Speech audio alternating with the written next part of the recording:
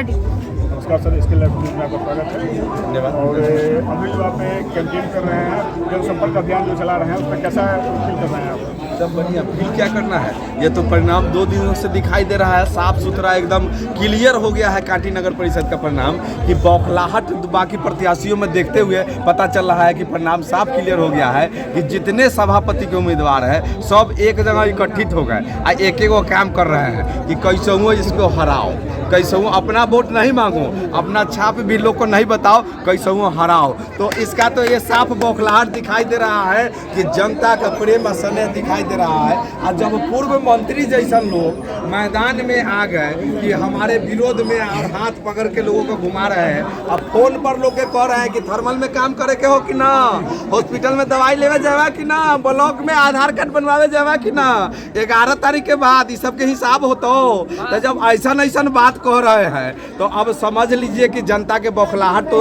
अब साफ दिखाई दे रहा है प्रत्याशियों का कि भाई अब एक छाप कुछो नहीं, जोड़ा हिरन छाप शशि सोनू के जोड़ा क्रमांक संख्या 22 पर 9 तारीख को जोड़ा हिरन छाप, बाकी कुछ नहीं। आपके यहाँ से बहुत सारी समस्या है, जैसे सड़क का समस्या है, नाला का समस्या है, नल का समस्या है, इस पर आप क्या कहेंगे? देखिए, पॉल्यूशन का समस्या है। मेरे यहाँ समस्या नहीं है, कांटी नगर परिषद में समस्या है। मैं मानीपुर नौतन पंचायत का मुखिया हूँ। मेरे क्षेत्र से जाके देखिए जो मैं क्या विकास किया हूँ। स्कूल, आंगनबाड़ी, हॉस्पिटल, रोड, स्वास्थ्य, शिक्षा सब चुस्त दुरुस्त है। अगर आपके द्वारा ये क्वेश्चन किया जा रहा है कि नगर परिषद में, तो मैं भी बताना चाहता हूँ कि ढेमहा पंचायत में जहाँ के पूर्व मंत्री हाथ धर के लोगों को लेके जा रहे हैं या घरे घरे कह रहे हैं कि वोट दे दो, तो उनसे पूछना चाहते हैं कि 20 साल का विकास लोगों को बताए और किशु नगर से लेके रामपुर तक का रोड का स्थिति जाके देखने का काम कीजिए। शेरना चौक से बुद्ध स्थल तक जाके रोड का स्थिति देखने का काम कीजिए।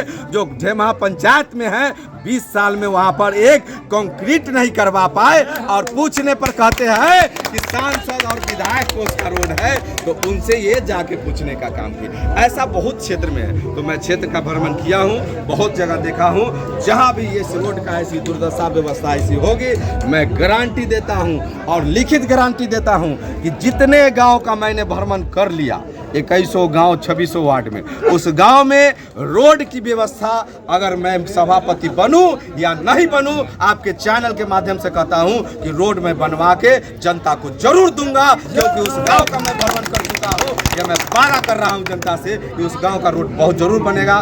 बाकी जो व्यवस्था है वो सरकार तक पहुंचाने का हम कोशिश करेंगे। लेकिन अगर सभापति बनते हैं तो गारंटी देते हैं, हम लेटर पट पे कहिए तो लिख के दे देंगे कि स्वास्थ्य, शिक्षा और सड़क की व्यवस्था अगर दुरुस्त नहीं हुई तो बाकी प्रत्याशियों की तरह नहीं कि 20 साल तो रहबे कलियो हो।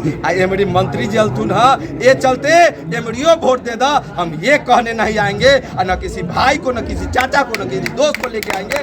हम जनता से माफी मांग लेंगे अगर 5 साल में हम स्वास्थ्य, शिक्षा, सड़क अगर दुरुस्त नहीं करते हैं तो दोबारा किन्हीं के दरवाजे पर वोट के लिए नहीं जाएंगे और जनता को कहेंगे कि किन्हीं दरवाजे पर अगर वोट के लिए हम चले गए तो उनका जूता और चप्पल मेरा। कांटी नगर परिषद में जो है प्रदूषण का समस्या बहुत ज्यादा है, इस पर आप क्या कहेंगे? कांटी नगर परिषद में प्रदूषण का समस्या भी है। और आपको बता दे कि आज जो हाथ पकड़ के जा रहे हैं दूसरे को वोट मांगने के लिए, वही आदमी हम पर FIR करवाने का काम किया 2017 में, जब थर्मल गेट पर जनता के मांग के लिए हमारे पास फोटो है, उसका प्रमाण है, आपको हम चैनल में दे सकते हैं कि जब थर्मल गेट पर हम धरना दे रहे थे अपने जनता के साथ में कि थर्मल के कारण छाई से कांटी के लोगों को जीना मुश्किल हो गया है, फैलेरिया, मोतियाबिंद जैसे बीमारी कांटी के गांव के आसपास के लोगों को फैल रहा है। लीची, पपीता, केला, आम ये सब कांटी से खत्म होते जा रहा है। इसके लिए हम जब थर्मल गेट पर धरना देने का काम किए और हम प्रशासन से, शासन से और थर्मल के पदाधिकारी से मांग किए थे 2017 में कि भाई आप अपने फैक्ट्री चलाने के लिए ऐसी कोई व्यवस्था कीजिए जिससे कि किसानों को, यहाँ के मजदूरों को कोई परेशानी नहीं हो हो, आपके यहाँ फैक्ट्री चलाते हुए लोगों को परेशानी भी नहीं हो, यहाँ के लोगों को रोजगार भी मिले, ये व्यवस्था के लिए जब हम मांग करने गए तो वही मंत्री जी हमारे साथ में बैठ करके और थर्मल से कमीशन लेकर के और वहाँ धरना प्रदर्शन खत्म करा के हम पर झूठा मुकदमा कराने का काम किए थे। तो हम जनता से अपील करना चाहेंगे कि अगर जनता हमको मौका देती है हमारे रूप में, हमारे छोटे भाई सोनू कुमार के रूप में, तो जितनी व्यवस्था कांटी के जो खराब है, जैसे कि थर्मल में छाई से अनेक गांव में छाई से लोग बीमार पड़ रहे हैं, महिलाएं, माता, बुजुर्ग, चाचा सब लोग, किसी को मोतियाबिंद, किसी को फैलेरिया, केला, आम, लीची, ये सब खराब होते जा रहा है। इसकी व्यवस्था करने के लिए थर्मल पदाधिकारी के सभी लोगों के साथ बैठ के जरूर हम चर्चा करेंगे और उनको इस पर विवश होना होगा कि उस व्यवस्था को सही करने के बाद ही थर्मल प्लांट पर अपना कार्य कर पाएंगे। धन्यवाद। एक मिनट सर, आपसे सवाल है, जीतने के बाद जो है सो आपका पहला प्राथमिकता क्या होगा?